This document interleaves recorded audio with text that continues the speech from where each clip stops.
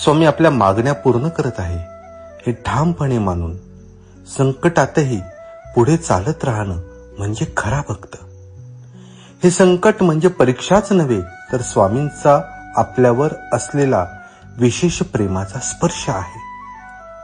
कधी वाटतं की उत्तर मिळत नाही, पण खरे तर स्वामी त्यावेळी काहीतरी मोठं आणि योग्य तयार करत असतात. माझं काम झालंच आहे ह्या भावनेने चालणं आणि जे घडते आहे ती स्वामींची इच्छा या श्रद्धेने समर्पण करणं हेच भक्तीचं सार आहे.